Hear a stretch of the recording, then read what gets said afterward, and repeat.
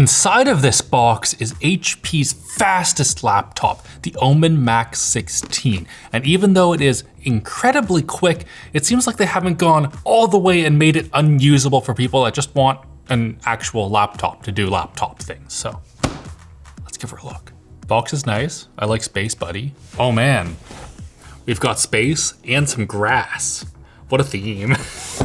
What else do we have? AC adapter. Oh, that is a chonky power brick right there. All right, our power adapter is 330 watts and it is pretty darn big, and that is delivered over a barrel plug. You can charge this with USB-C if you so desire, but you cannot charge something with 330 watts of power over USB-C, so we get this guy. It doesn't feel insanely heavy like the one that we had with that MSI laptop. 3 pounds on the power brick. 1.7 pounds, that's not terrible, but it is still pretty darn heavy. And I guess while we have the scale out, let's see how our laptop comes in. 6.2 pounds is not light in the slightest, but we'll get into why she's so heavy very soon. Do you think I can rug pull this one? You have to now.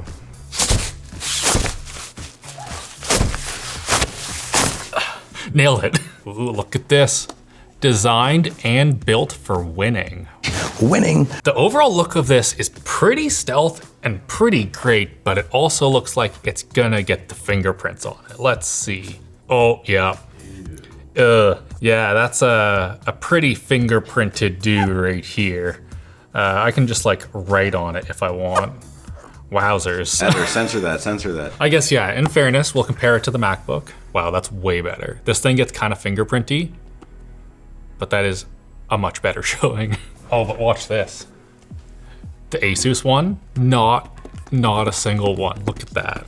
On the bottom here, it's got a bit of a butt. This little raised area here is very great because it allows for extra cooling. Between the main board and the keyboard, there's an extra 1.5 millimeters of space so that your keyboard doesn't get all hot when you're on those long gaming sessions. As for I/O, on the right side, we have USB Type A. Around the back, we have our AC power in, 1 gigabit networking, which is very unfortunate with a laptop that is this fast. I would expect 2.5, well, it does still have HDMI 2.1 and another USB Type A. And on the left, we have 2 Thunderbolt 4 ports and headphone microphone combo jack. All right, one finger open. No problem with a laptop this heavy. I don't know how I feel about this zero lattice keyboard. It feels really good, like it's way better than Dell's Abomination on their freaking XPS, but it looks kind of like a toy, especially once you turn it on and look at the RGB. Oh, there we go.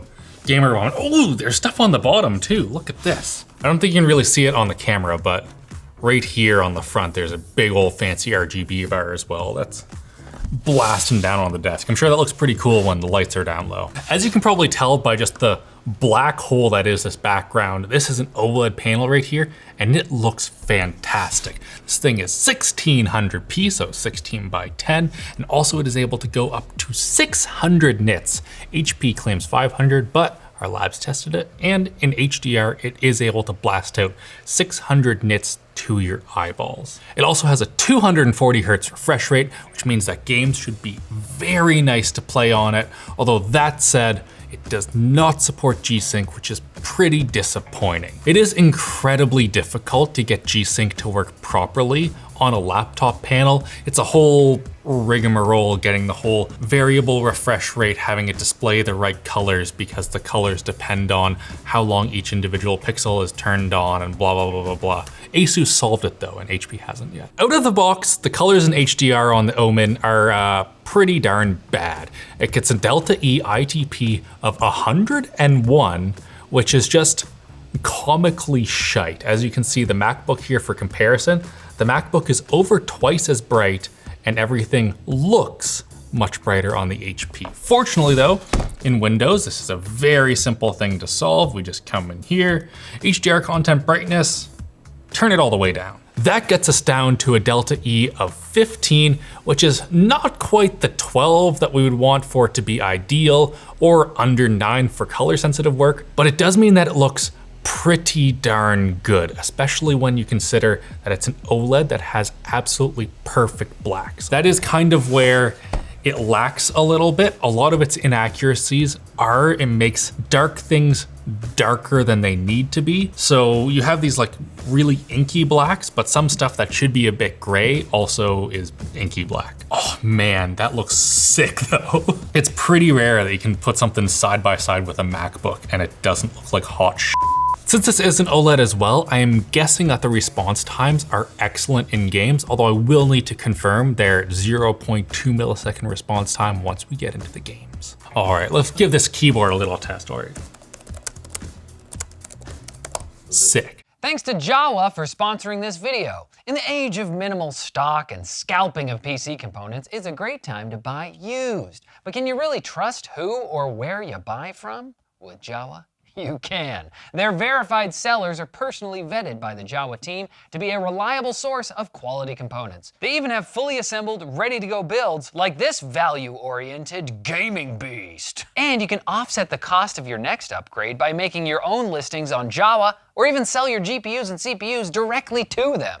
So click our link in the description to check out Jawa, the marketplace built by PC enthusiasts for PC enthusiasts. Okay, this keyboard is sick. It is really nice and soft to touch. There isn't a whole lot of force required to press the keys, but there's a nice tactile bump, and you don't want it to be super hard to press keys on a gaming laptop, because for one, you might want to really spam a key, or you just want to hold W for a really long time on those stupid games where they don't have run lock. The trackpad also seems decent enough. I don't think it's glass topped actually, and the click really doesn't sound glass topped. Like listen to this, that's one plasticky sounding click if I've ever heard one. But that said, it does the job just fine. The tracking is good, it feels accurate, and I can click decent enough even if it's not all satisfying. For performance though, this thing is an absolute ripper. In here we have an Intel Core Ultra 9 275HX that is 24 cores, 24 threads, and I think it's only 8 performance cores, but they go really fast. We also have 32 gigabytes of RAM that runs at 5,600 mega transfers per second. Ooh, does this have SODIMMs? That would be really fun. Also a 2 terabyte NVMe SSD from WD, Wi-Fi 7, which is an optional extra, an NPU from Intel if you want to do AI for whatever reason, and a 5090 from NVIDIA with 24 gigabytes of VRAM. Now do note, don't get a laptop with a 5090 unless you really, really need that VRAM. Unfortunately, the 5090 on mobile is the same chip as the 5080 on a desktop, and it's also way slower than the 5080 on a desktop. So if you don't need that VRAM and you're just planning on gaming and not doing professional workloads, just get the 5080. It's not very much slower. You won't even notice the difference. Or get the 5070. That one's also pretty fast. Now can I game? Okay. Do we go performance mode or unleashed? Unleashed. Unleashed, all right, let's make her loud. As I suspected, at 240 hertz, not having G-Sync is not the worst thing in the world. Oh, and this screen looks so freaking good. I love OLEDs. I also like going down mountains. Race to the volcano. All right, we've dropped down to 120 FPS, but again, I'm still not seeing any screen tearing, and we do have V-Sync off, so I'm not super concerned. If you're looking into getting a 16-inch gaming laptop, I do think that this panel is going to be the make or break for the HP or the Asus Strix Scar 16. That thing has their Nebula display, which is incredibly bright, and it also has a coating on it that rejects bright things around you, which does two things. For one, it's fantastic in bright rooms, but two, it doesn't have the contrast of this HP right here. This really glossy screen and the OLED combined, man, the visuals look nice if you're able to control the ambient light in your room. Now for comparison, when we tested the Omen 16, we compared it to the MSI Raider A18. That's the guy with the AMD X3D chip and a 5090 and so much weight and mass that you could probably kill someone if you hit them with it. That laptop compromised literally everything to be fast. This HP on the other hand is a pretty decent laptop, it seems. So how much performance did you have to give up with your 5090 in order to get that?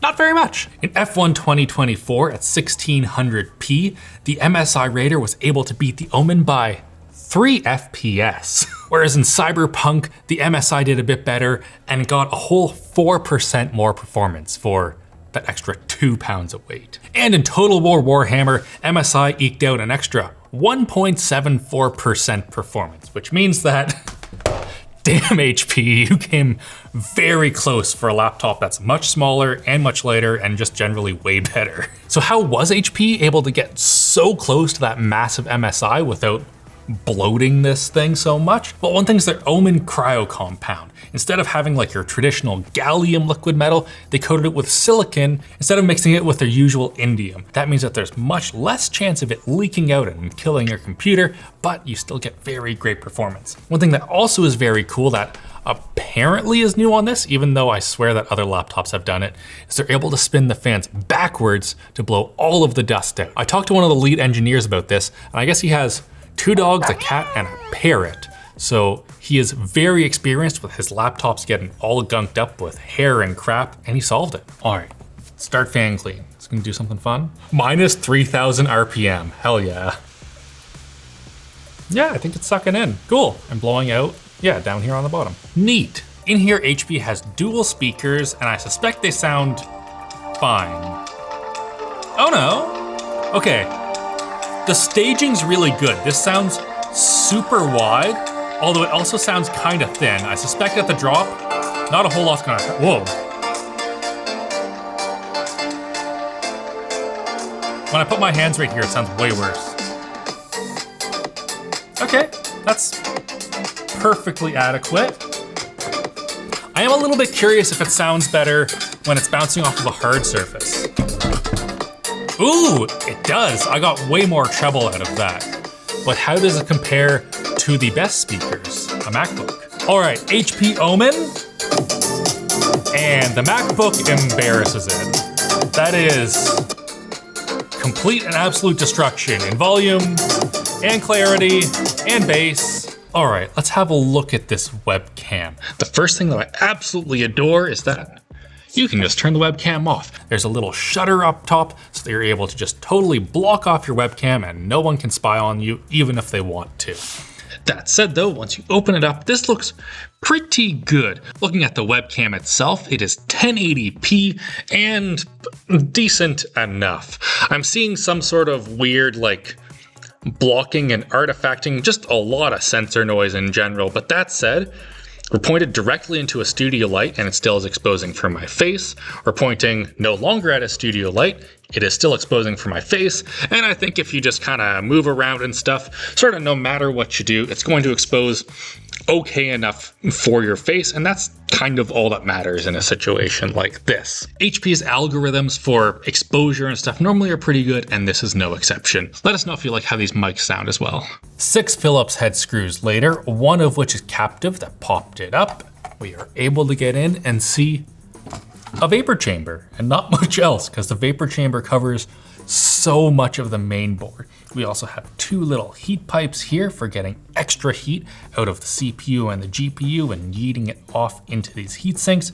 But the majority of it, I imagine, is making its way through the vapor chamber up to here and getting blown out like that. This heat pipe right here goes over your SSD to get some heat out of that. All that said, it looks like there's a second SSD spot. So this SSD is super easy to upgrade. You want to bring your own, throw it in there. Great, super easy. The second one is under this heat pipe, which is sick for cooling, not so sick if you need to replace it, because then you need to take off this vapor chamber with the liquid metal and this fan, and then you're able to get it out. So it'll be a little bit of a pain in the arse. So probably just don't and upgrade this one. Here we also have our Dance Dance Revolutions, SODIMM memory slots, which you can just pop out like that. Very nice if you want to upgrade this thing to 64 gigabytes of RAM in the future, or however much RAM depending on how much you got from the factory. Now they give you the option to cheap out and get Wi-Fi 6E, which honestly, probably more than fast enough. But if you want to upgrade your Wi-Fi card in the future, good luck, because once again, you'll need to take off this whole vapor chamber because it's right under there. I'm sure that's really great for performance, so it's not getting hot if that's a problem with any Wi-Fi cards, but yeah, it's gonna be a pain in the arse.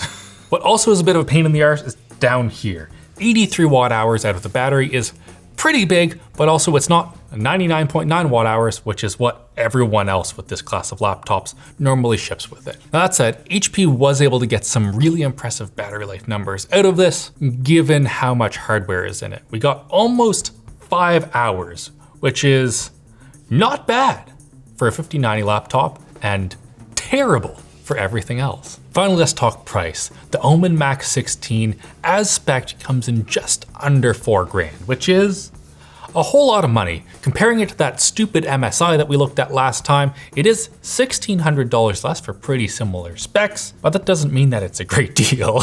If I was to spec one of these, I would spring for the OLED screen. It is sick, and if you want to get a worse panel, just get a worse laptop overall, in my opinion. That said though, I would absolutely not get the 5090. The 5080 is $540 less, and I think save that money. Get a PS5 or something if you really want to blow it. But overall, I think this guy is great. It's a very fast laptop without all of the compromises that you sometimes get from these desktop replacements. I really like the screen, and I really like you guys. Huge thanks for watching this video. Hit like, get subscribed. Have a good old day.